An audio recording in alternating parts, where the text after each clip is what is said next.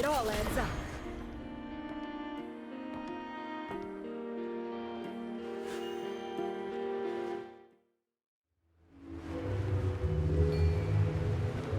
Can't hide the truth.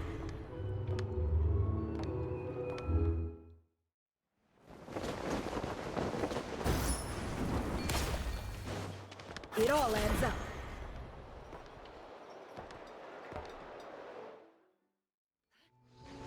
Can't hide the truth. A wolf, once wild and free, now bridled like a horse. Not much of a threat. No more lies. Viljami. Now that's a man who's lost it all. Pity that pile of cold ashes.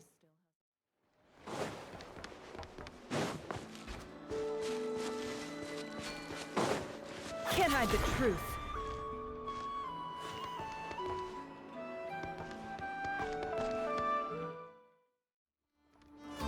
Ad Astra Abyssosk.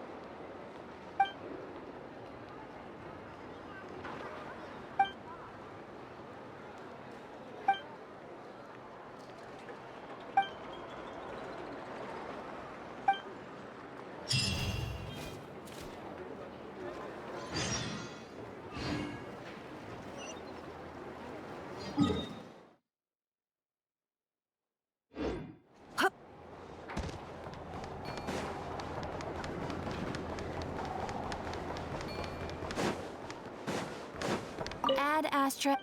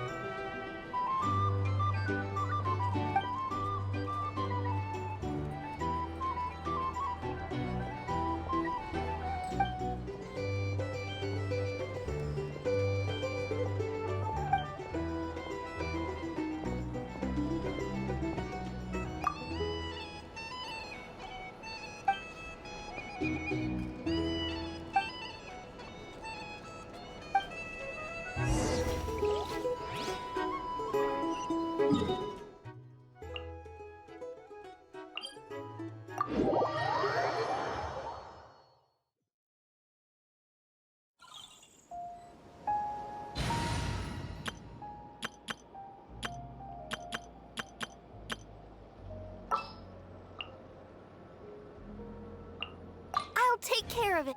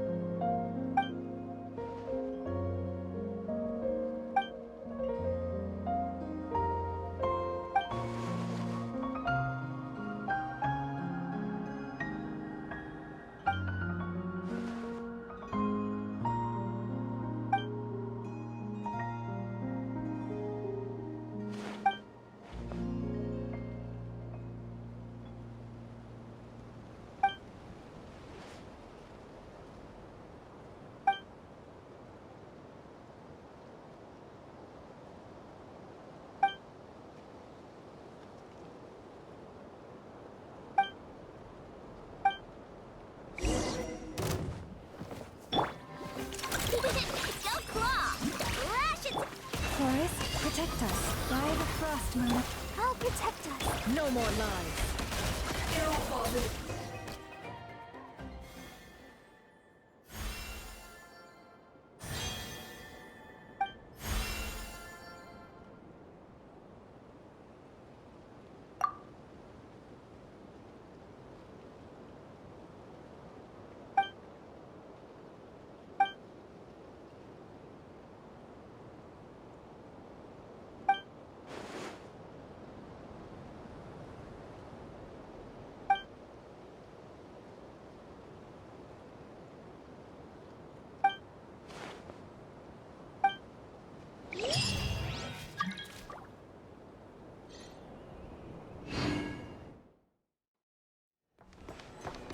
bad, Astra.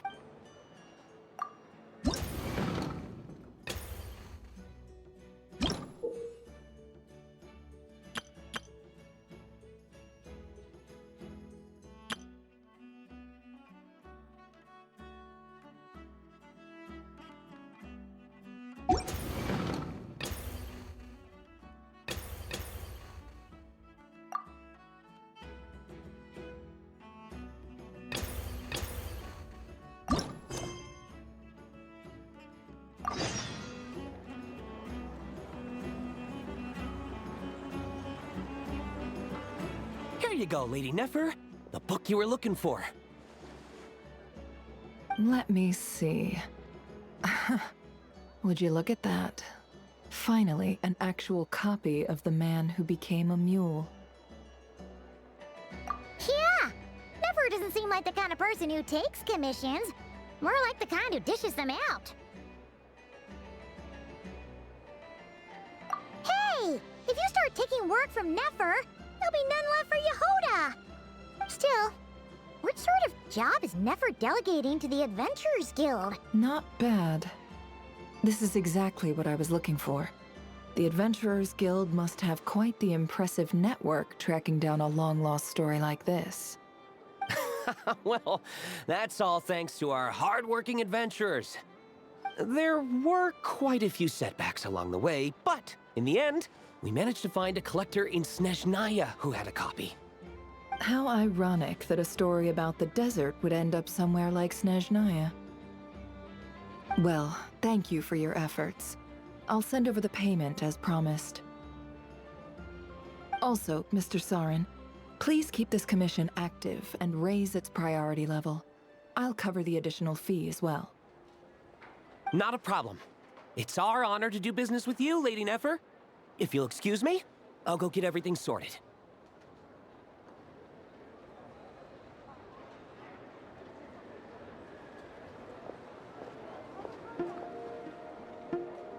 My business is done, you two.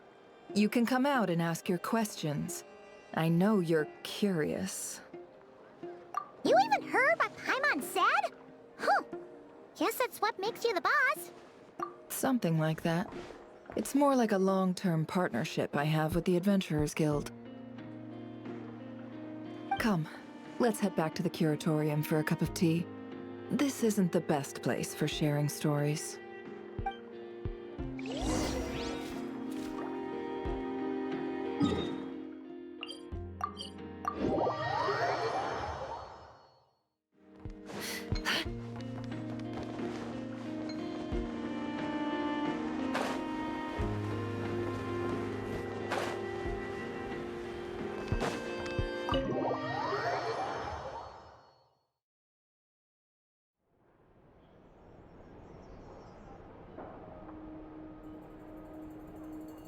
Huh.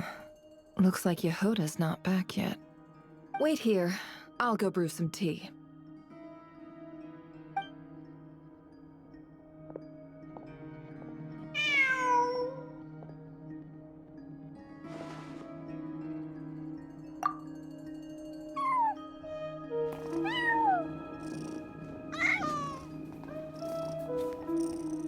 Who's a good kitty? Come on, shake.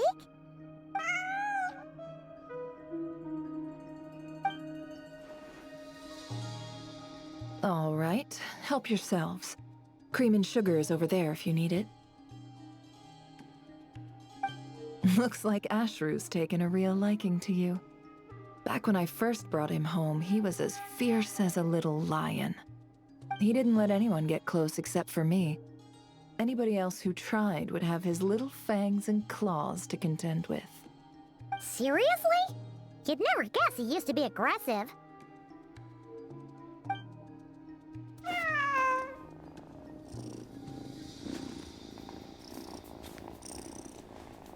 That was a long time ago, when the two of us had just arrived in NodKrai. Back then, we had no one to rely on but ourselves. And to survive in a place like NodKrai, we had no choice but to bare our claws and teeth.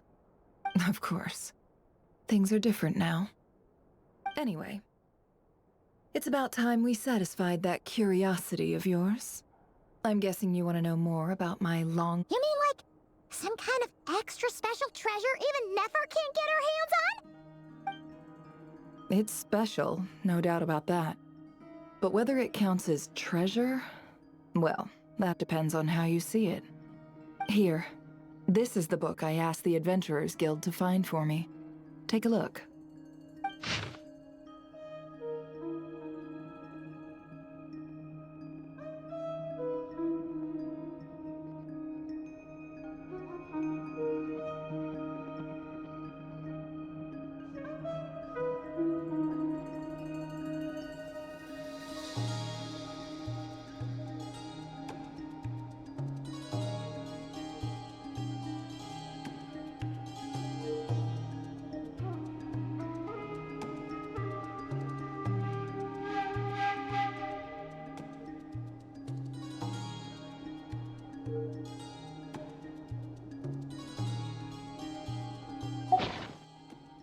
Oh, it's like a fairy tale from... Uh-oh, not another riddle-filled treasure hunt.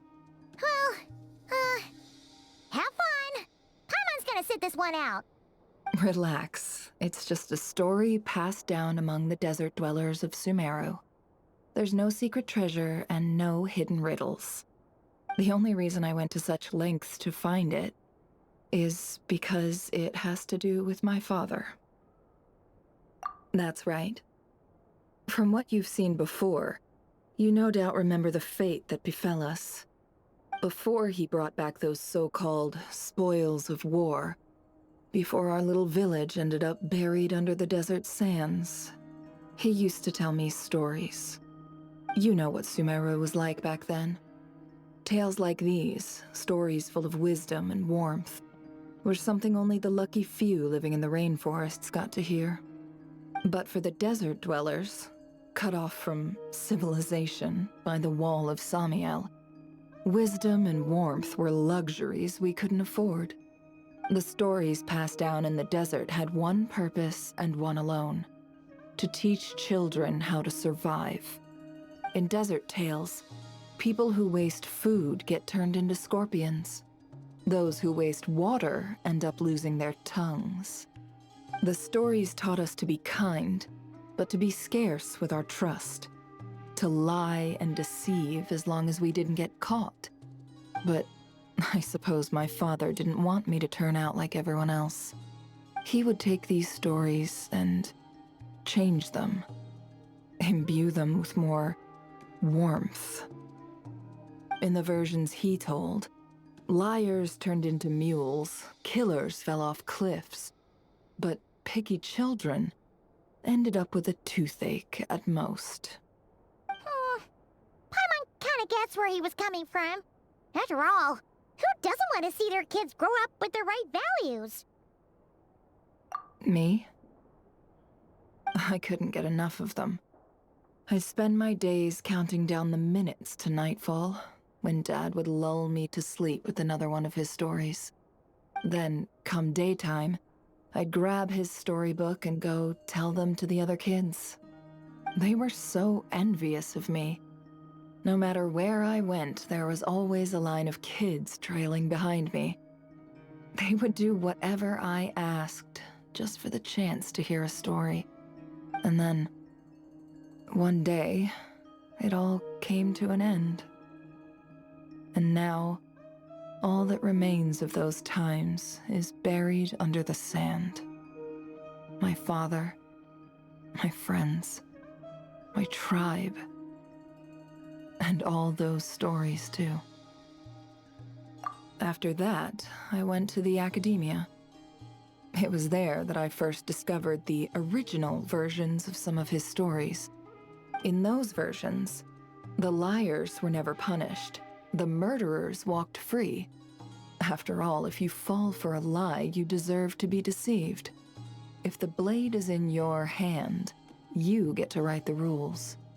And picky children? They ended up just like the ones who wasted water, turned into lizards, doomed to spend the rest of their days crawling under the rocks. Only then did I realize that it was my father who'd been deceiving me all along, weaving a false world of warmth to shelter me from the harsh realities of the world.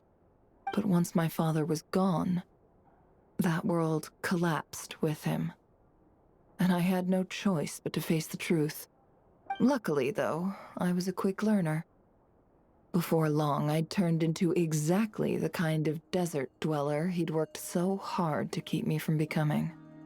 After that, it was all lies, deceit, revenge, and ruin.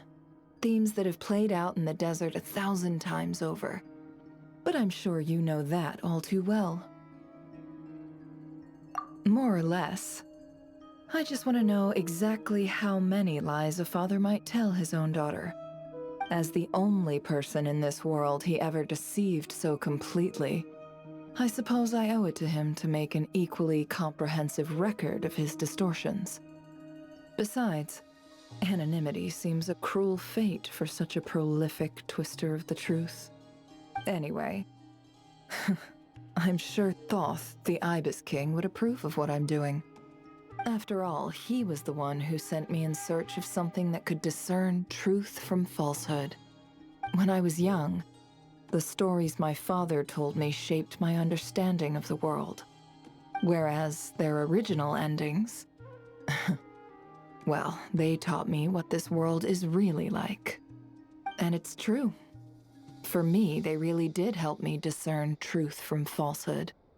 I figured that gathering them up might be the key to finding the answer the Ibis King was looking for.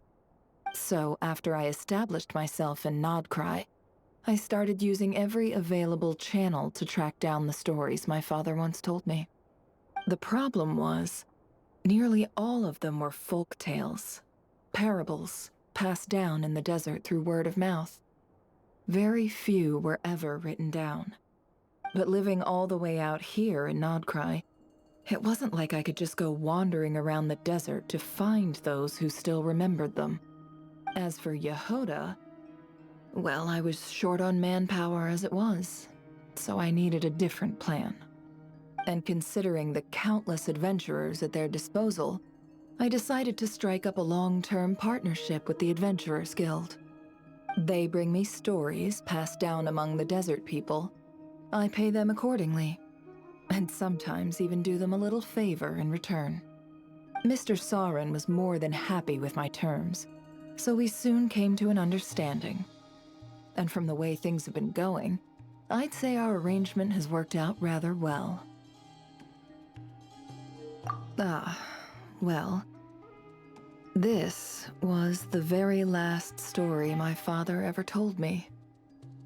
The only one whose ending he left unchanged.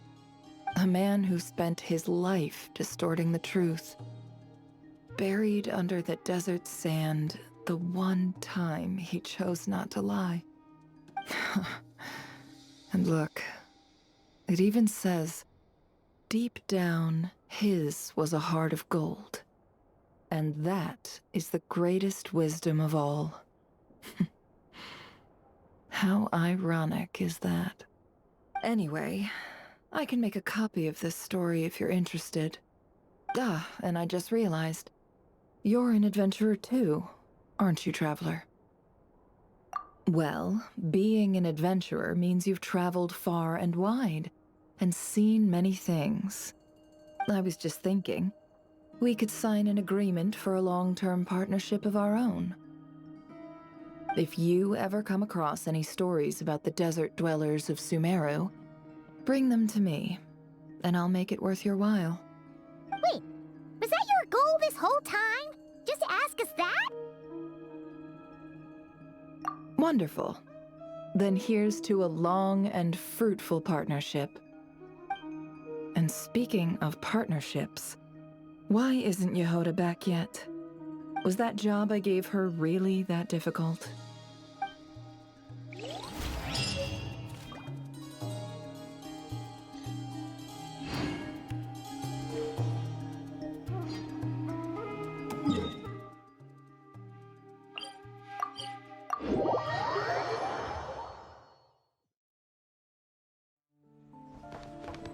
Add Astro.